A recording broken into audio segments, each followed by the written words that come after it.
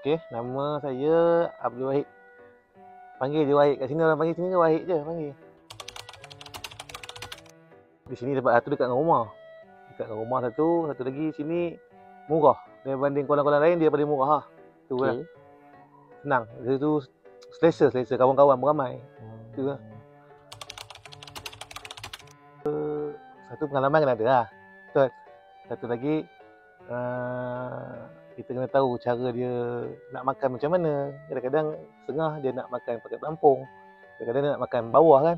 Kita kena tengok keadaan juga lah. Macam tu. Yang tu senang je nak tahu. Tengok kawan-kawan sebelah tu pakai apa. Kalau dia orang main pelampung, pakai pelampung lah. Kalau dia orang main bawah lah. Macam tu lah. Pengalaman menarik tu banyak. Banyak sangat. Dia macam mana cakap lah. Kira kalau mancing 3 jam tu tak berhenti narik ikan lah.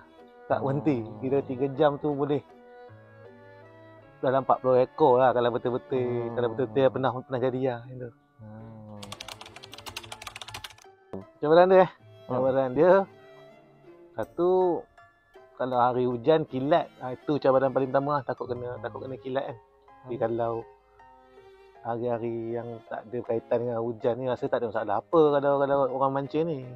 Tu je, dia kilat tu jangan bahaya kan. Tu je. Kebaikan dia okey. Satu lagi kita boleh kenal ramai orang lah. Tak kira bangsa satu. Satu lagi daripada segi aspek, daripada segi pekerjaan kita tak kira kerja siapa, dia polis ke, dia bomber ke, siapa pun kan. Semua pun kita kawan. Itu je. Okey bang, ni ada sedikit sagu hati daripada TCE Takers. Okey. Ada beg, topi dengan mata kain. Okey. Okey.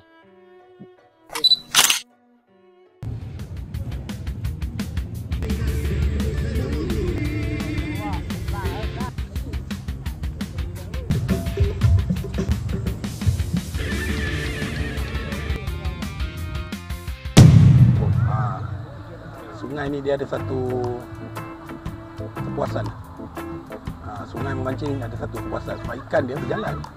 Kita tak tahu ikan tu duduk dekat mana. Jadi kalau kita dapat, memang satu kepuasan lah. Berbanding dengan kita mancing kolam berbayar lah.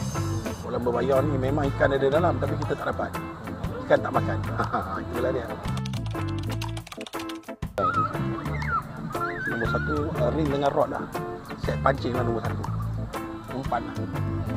Dan peralatan batu dan dia punya perambut, itu pun penting. Pengalaman menarik memang banyak lah kat Sungai Cinta ni. Memang banyak kali lah. Sebab saya pun buat konten untuk Tech Channel lah. Memang banyak lah saya strike tu jelawat.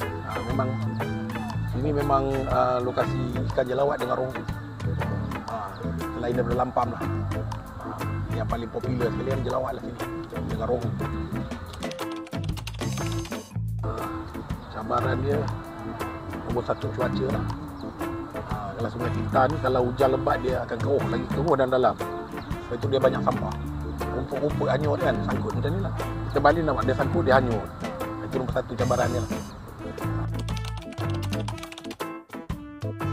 Memancing ni kalau kita strike tu tak boleh jual, tak ada jual beli kat kedai.